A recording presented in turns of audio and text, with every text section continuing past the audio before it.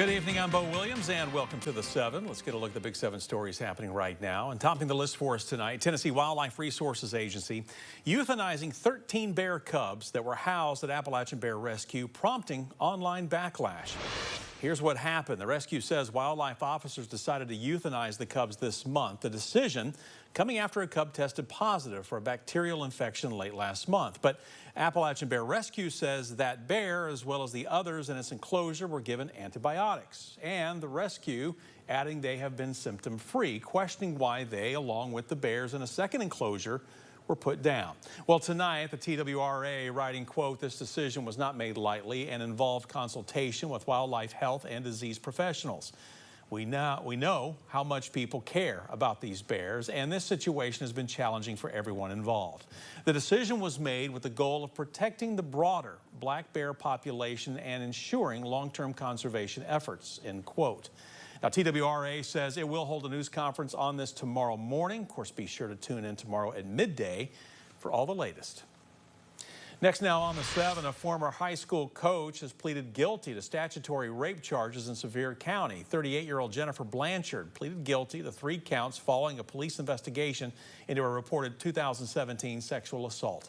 Sevierville PD also shared that the charges against Blanchard stem from her time as a golf coach at Northview Academy in Kodak. According to court records, Blanchard has been sentenced to 6 years of supervised probation and is permanently banned from teaching or coaching children. Next on our Big 7 list, a Knoxville man has been convicted of second-degree murder after killing his roommate following an argument over their dogs.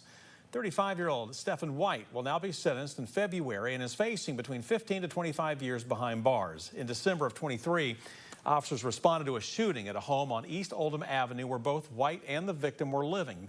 That night, the two reportedly got into an argument over White's refusal to clean up after his dogs.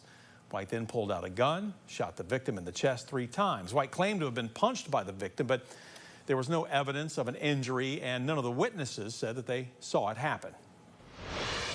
Well, tonight, multiple agencies are investigating after human remains were found at the scene of a house fire in Hawkins County. The remains were found on the 200 block of June Lane in the Clinch Valley community near Sneedville. Now, we're told when members of the Clinch Valley Fire Department arrived, the building was already fully engulfed. After the flames were out, the resident of the home could not be located. That's when the remains were discovered. A positive identification has not been released at this time. Of course, we'll continue to keep you updated as we learn more information. Tonight, we are learning that a Morristown priest has been placed on leave. The Diocese of Knoxville confirming to 6 News that Miguel Velez was put on administrative leave over what is being called a boundary violation. However, no other information about the situation is being released at this time. Velez is a priest at St. Patrick's Parish. We'll, of course, continue to follow this story closely for you. Well, mysterious drone sightings in New Jersey and really all along the East Coast have residents and officials asking a lot of questions. Now, the Department of Homeland Security recently stated the drones pose no national security threat. And with more drones spotting the skies, we spoke with a licensed drone pilot on what they expect to come from these sightings and what regulations there are when it comes to flying drones. I can see, like in the future, especially with things going on right now, you know, in New Jersey and all around America, they're going to really start cracking down. The FAA is going to really start cracking down on people, hobbyists and stuff, flying, you know, just when they're not supposed to.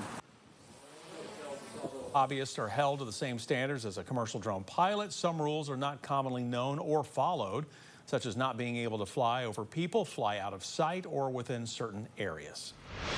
For our final Big 7 story tonight, an early morning fire at a senior living facility prompting people to evacuate. This happened at River Oaks Place in Loudon. Now, first responders were able to pinpoint the source of the smoke. It was coming from an elevator. A technician was called in to make repairs, and residents have since been allowed now to go back inside. No one was hurt.